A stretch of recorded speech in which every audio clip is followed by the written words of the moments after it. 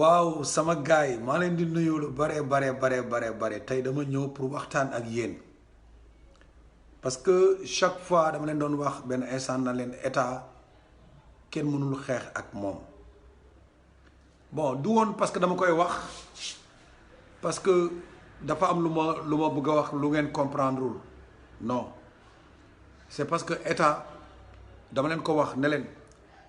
état ñëpp la ki nekk ci gouvernement bi ak ki nekkul ci gouvernement bi alors sujet bi gën a am impact ci état mooy sécurité su insécurité amee rek état day trouver solution pour loolu résoudre ko le plus rapide possible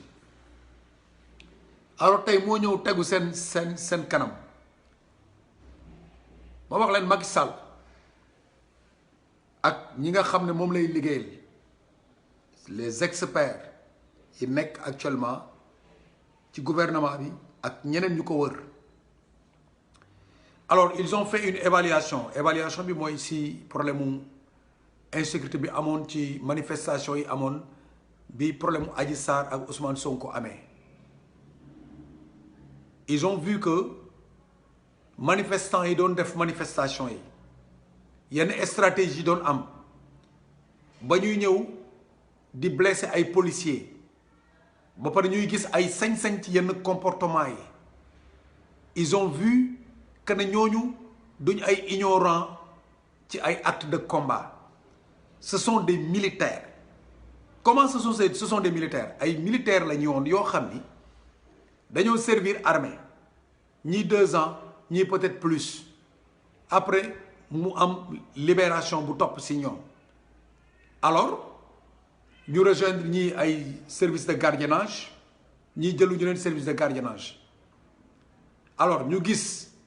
ne ñoom ils ont été très bien formés parce que militaire boo ko xasee def heure bu ko neexee mën nañ la récupérer et il y a plusieurs manières de récupérer un ancien militaire alors Macky Sall ak ay njoñam ñu xool xam ne manifestation yi amoon na ay intrus parce que intrus mooy acte de déplacement yi manifestation nan la commencé reproduire de zone en zone tellement stratégique ils ont lu que lii du acte civil du acte étudiant du acte civil bi nga xamante ni il n'a rien compris des actes de combat. Macky a transposé cette manifestation en recrutement. C'est vraiment professionnel ça. Quand j'ai lu le recrutement qui s'est passé, qui est en train même de se produire quoi, en ce moment le recrutement est en train de se produire. Mooy ni auprès de la police, ils sont en train de recruter plus de 3000 et quelques anciens militaires, presque 5000 de ba pare ci ay spécialités yu bëri wut nañ ñoo xamante ni c'est des agents de terrain de confrontation ay anciens militaires lañ ñu jaar ci ay corps de l'élite jaar armée ñu former leen ñu xam na la ñu utiliser donc le reste c'est juste une formation de recyclage rapidement ñu nekkaat dans le bain mu ñëwaat jël ay menuisiers ñii mu jël ay maçons ay chauffeurs ay électriciens de tous les départements techniques de ce qui fait la sécurité ba suba benn police wala benn gendarmerie bu waree dem war a mën a jëli benn électricien ci biti day am ci biir gendarmerie recrutement bi tamit aussi dans les 3000 et quelques dina am ay impact yu métti sax yoo xam dina dem ba dal société de gardiennage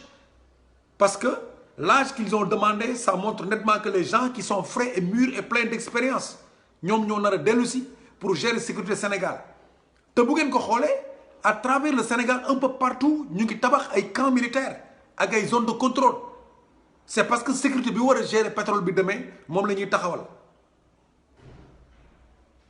c'est ce qui vont encore revenir pour créer des manifestations je ne penserai pas ñu réussir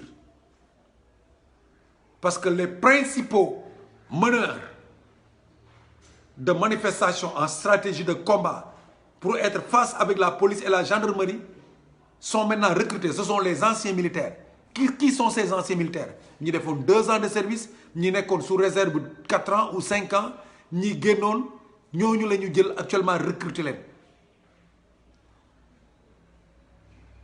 l'État, c'est tout le monde. Vraiment, vraiment. Il était bien conseillé de voter une loi auprès de l'Assemblée nationale, de tous ceux qui auront 18 ans, qu'ils fassent au moins le service militaire. C'est très important pour un pays, parce que nous aspirons une richesse énorme. Il faut que ce pays soit sécurisé. Bravo, bravo pour ce geste, parce que moi, toujours, j'ai été là pour demander comment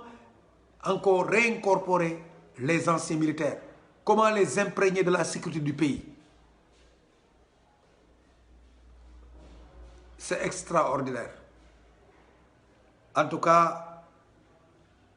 la manifestation